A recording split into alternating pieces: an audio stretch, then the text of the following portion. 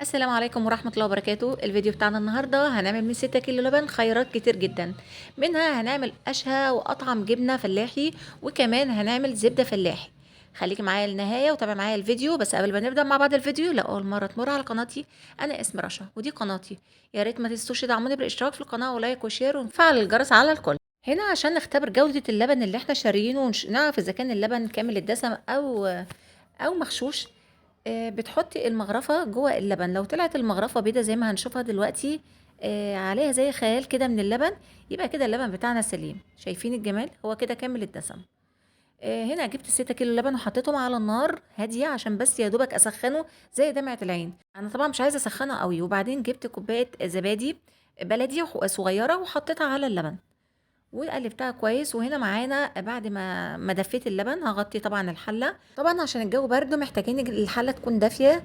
كان عندي مفرش دافيه قديم لفيت بيه الحله كويس ودخلتها جوه الفرن عشان ده ادفى مكان في الشقه. ونفس الوقت اللي انا دفيت في اللبن ودخلته الفرن كان الساعه 6 بالليل. تاني يوم الساعه 6 بالليل فتحت الحله ودي كانت النتيجه. طبقه قشطه رهيبه ما شاء الله ولا قوه الا بالله. هنشيلها مع بعض كده ونحطها في بولة تانية لوحدها. بسم الله ما شاء الله. القشطه بتاعتي كانت جامده جدا.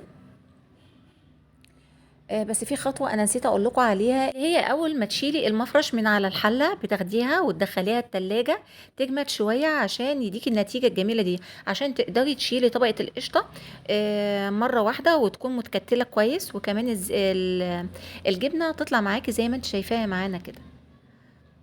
شايفين الجبنه؟ بسم الله ما شاء الله ولا قوه الا بالله. عامله كتل تحفة وطعمها ولا أروع. هنا بعد ما فصلنا طبقة القشطة هناخد الجبنة دي هنصفيها من الشرش اللي هي فيه. هنا معانا بولة كبيرة هنحط جواها طبق مقلوب على وشه. وهقولك ليه.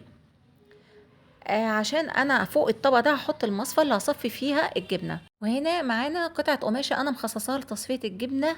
بس يعني وقت ما اخلص بغسلها وبنشفها وبشيلها على جنب. هنا ببتدي انقل الجبنة قطعة قطعة. هنقل قطعتين معاكم كده وبعدين هسيبكم وانزلها كلها وبعدين نرجع مع بعض تاني. شايفين؟ بسم الله ما شاء الله ولا قوه الا بالله. روعه. تحسي انك بتاكلي قشطه مش جبنه. جبنه طعمها روعه. يا ريت يا جماعه تجربوها والله هتعجبكم جدا. كده بعد ما حطيت الكميه كلها، شايفين الشرش الاخضر اللي جوه الجبنه ده؟ هو ده اللي هنصفيه من القماشه.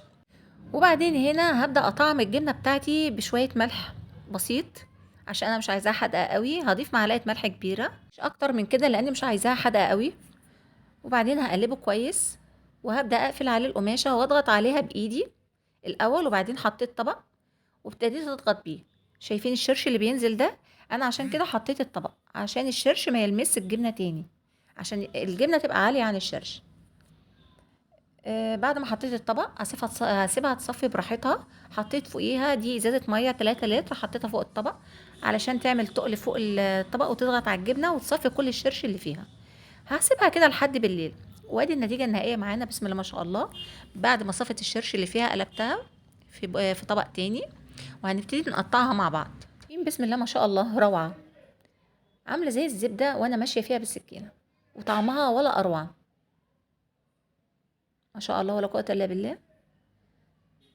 انضف طبعا من اي جبنه بتشتريها من بره.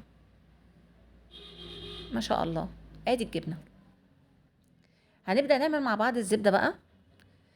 طبعا القشطه اللي احنا طلعناها من اللبن دخلتها التلاجة تجمد طبعا، لان الافضل انك تشتغلي فيها وهي متجمده، مش متجمده قوي، لا تكون متلجه قوي. هنا بقى انا استخدمت المضرب الكهربائي عشان ينجز معايا. طبعا ممكن تستخدمي مضرب يدوي عادي وممكن تستخدمي ايدك عادي، بس انا عشان انجز معاكم الفيديو. بصوا شايفين طبعا ابتدت القوام بتاع القشطه يتخن معايا واحده واحده. شايفين؟ المفروض ان المضرب ما يوقفش نهائي، يعني تفضلي تضربي لحد ما تخرز معاكي. هنا هفضل اضرب باستمرار لحد ما تتقل معايا واحده واحده. شايفين القوام بتاعها ابتدى يبقى عامل زي الكريمه. بسم الله ما شاء الله ولا قوه الا بالله. عمليه توفير جامده جدا. هنعمل جبنه وهنعمل زبده وكمان الشرش. تمام. هنكمل ضرب. هنا ابتدت تتقل معانا خلاص، ابتدت تكتل معانا، وبعدين هتقلب على خرز، هتخرز معانا. شايفين بسم الله ما شاء الله.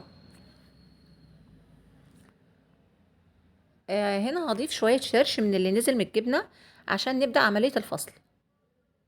هنا ابتدت تخرز معانا خلاص، واول ما تبدأ تخرز معاكي كده تضيفي شوية شرش من بتاع الجبنة. شايفين كده هتبدأ عملية الفصل. يعني الزبدة هتفصل معانا كل المية اللي فيها وتبتدي تتكتل لوحدها. في الحالة دي بتكوني مجهزة جنبك طبق او بولة فيها مية متلجة من التلاجة، علشان اول ما تبتدي تخرز معانا بنشيلها بايدينا كده قطعة قطعة ونحطها في المية المتلجة. دي اسمها عملية غسل الزبدة. طبعا ما تستغربوش، هي الزبدة بتتغسل. تمام. بسم الله ما شاء الله ولا قوة الا بالله. انا طبعا مش عايزه اطول عليكم الفيديو، بس بحاول بقدر الامكان ان انا اوريكم المراحل اللي بتمر بيها الزبده اثناء عمليه الضرب عشان تشوفي انت ماشيه صح ولا غلط.